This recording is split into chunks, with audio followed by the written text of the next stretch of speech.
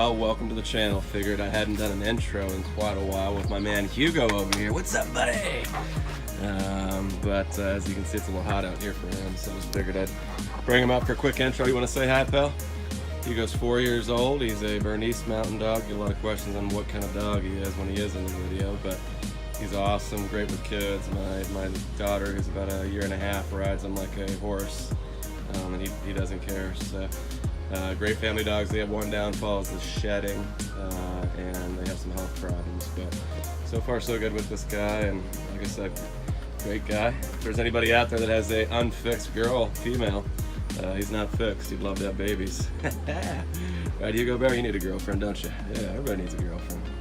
A side piece.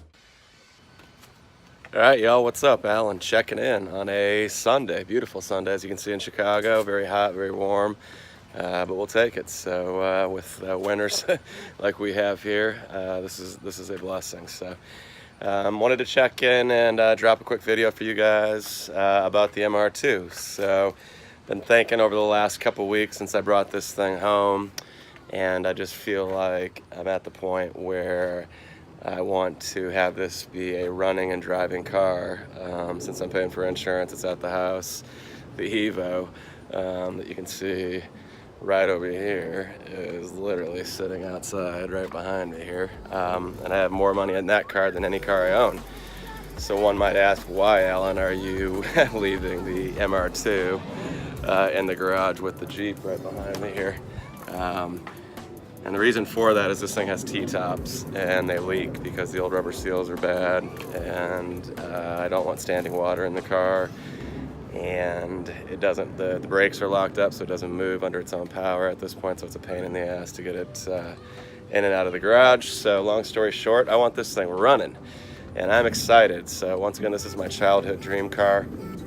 You know, it's a car that, I don't know, it just has a dear place in my heart, and I don't want to give it away and sell it because it's, you know, not a, a perfect car at this point. So I think I would, lose on what I paid for it a few years ago, which I overpaid for it. I paid about $12,000 or $11,000 for it, and the guy kind of fucked me. So bought it online, never went and saw it, drove it, and just wasn't what I thought it was. So while it's a pretty awesome car overall, and it's got a good history in terms of Carfax and vehicle accidents, no accidents, 94,000 original miles, so all that's good, but it's just not there. So I've decided to do what you call in the MR2 world a Gen 4 swap into the car.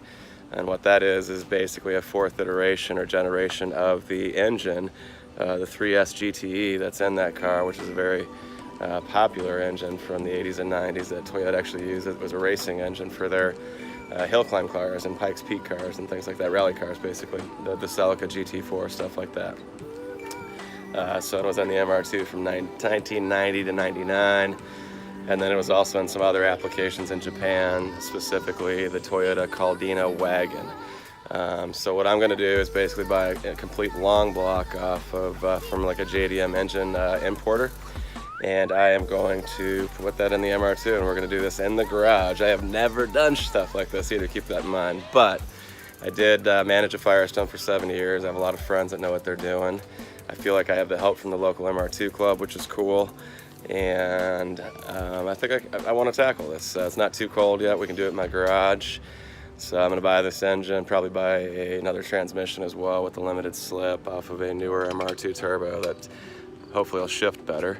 But yeah, that's the plan. So I'm going to buy it this week, and should see the engine at the end of this week. I'm going to also get an engine stand and basically just set myself up in the garage over here behind me, and do all the work back there. So like I said, I have friends that are willing to help and point me in the right direction. So, and Adam obviously can help me as well.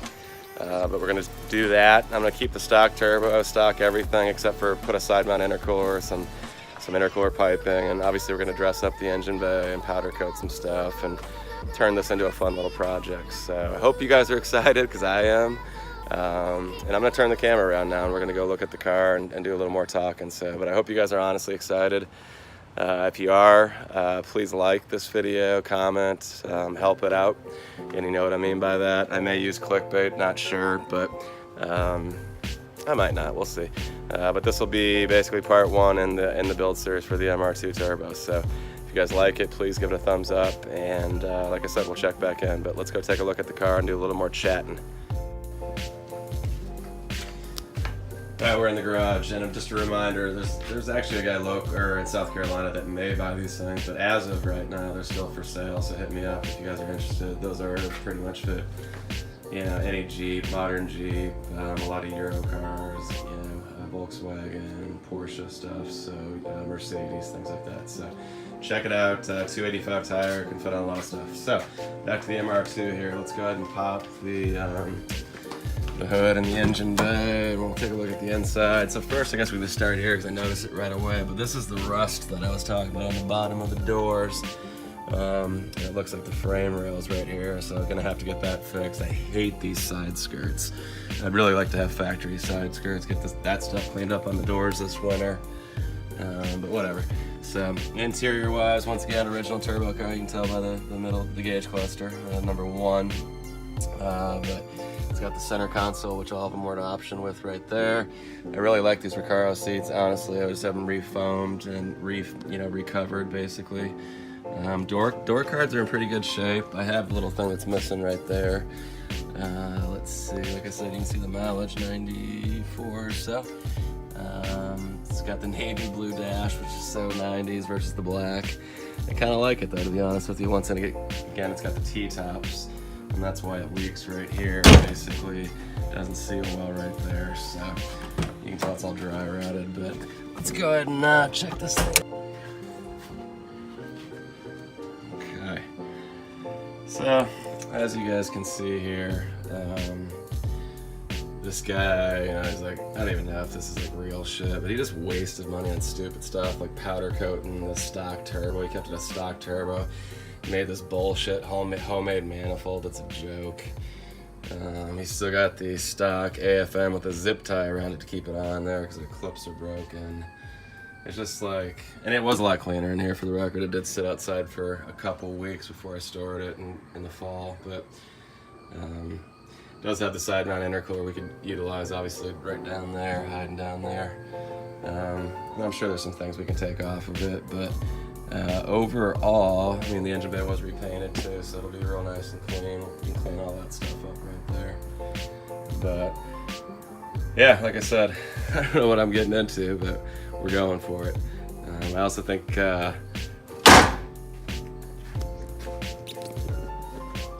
don't even know what I was gonna say there. This is what we're looking like up front, though. Obviously, no engine up here. Just got my that's still hooked up with the jumper box to the battery here. Once again, pretty clean up here. A big rust spot for the MR2s is up here, but I'm good. As you can see, there's no rust down there at all. It's good, it's clean. I hate the suspension on this car. It's so stiff. I don't know if we can adjust the ride head or change out the springs. It's some crazy tine.